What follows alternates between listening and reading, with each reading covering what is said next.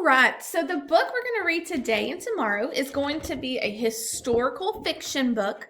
So that means it is a fiction story that could be real, but it is written to be like something from the past. And so we really need to think about what we know from the past. And so we're going to talk about the setting and how that is important to this story as we're reading.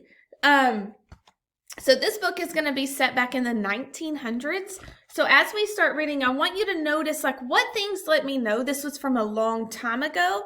And why is that important? Like, why is it important for me to think, okay, the setting was a long time ago? Because that lets me know like some of the problems they might encounter, how things were different. And so it really sets up like the whole plot of the story depending on the setting.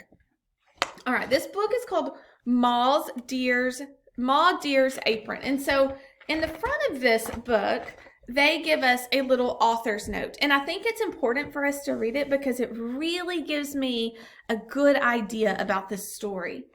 It says, I recently inherited a plain muslin apron that had belonged to Leanna.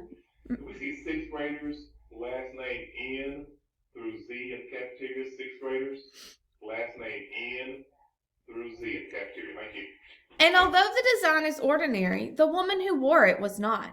Ma Dear, a short form of Mother Dear, as Leanna was affectionately called, was a single parent who raised 3 children in rural Alabama in the early 1900s. She made a living cooking, cleaning, washing, and ironing for other people.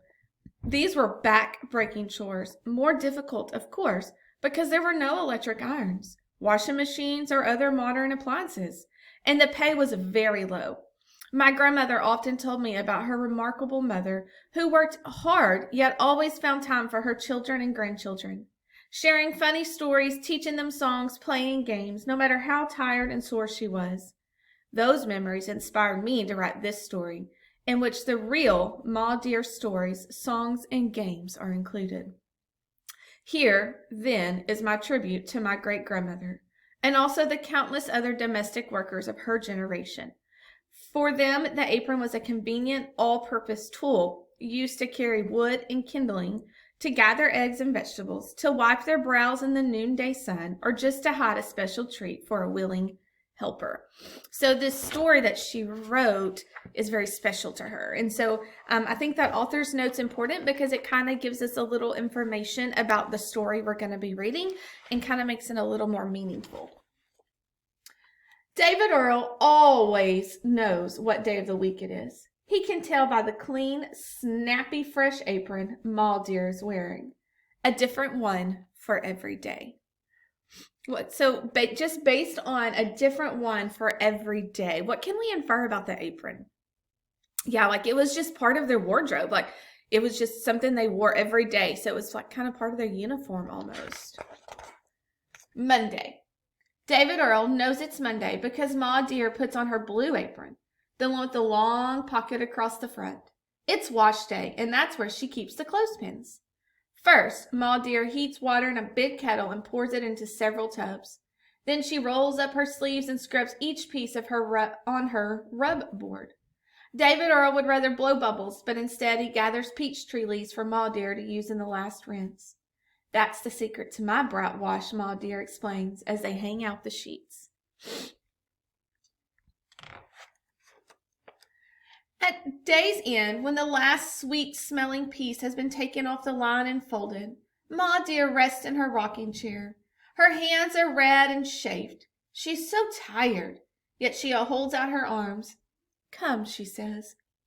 What do you think it means her hands are red and chafed? Based on what we know, how she's working and those kind of things, what context clues can we use to let us know what chafed might mean? Yeah, they're like chapped and dry. David Earl crawls into his mother's lap. She reaches inside her blue apron pocket and takes out a wooden clothespin. Once there was a brave soldier, she begins. The clothespin becomes a soldier standing at attention, who died fighting out west. David Earl looks at the flag and sword hanging over the mantel. His name was Sergeant David Earl Bramlett, Sr., the same as mine, except I'm a junior, he adds. Finishing the story, he heard many times before. Too soon it's time for bed, and Mama Dear kisses her son goodnight, and he drifts off to sleep, wrapped in a wind-dried sheet that smells of peach blossoms.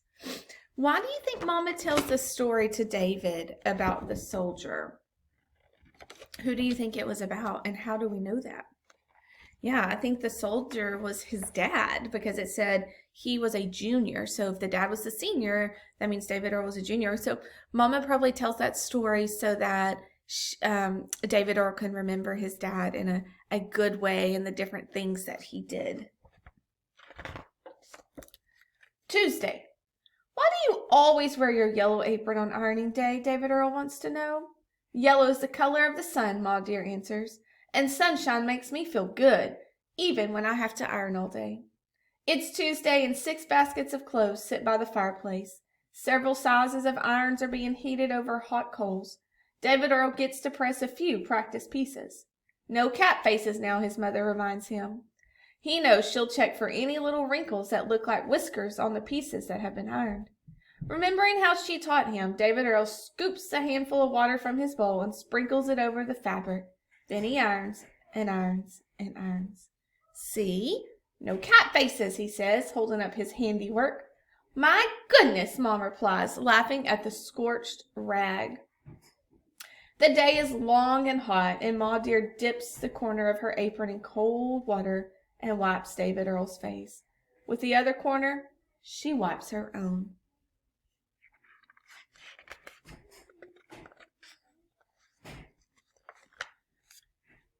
At last, ironing day is over. All the baskets are filled and ready for delivery. David Earl lies fast asleep on a pallet near the door. A night breeze cools the room. Ma Dear covers the boy with her apron, and blows out the candle. So let's kind of talk about the setting so far and how that is affecting this story.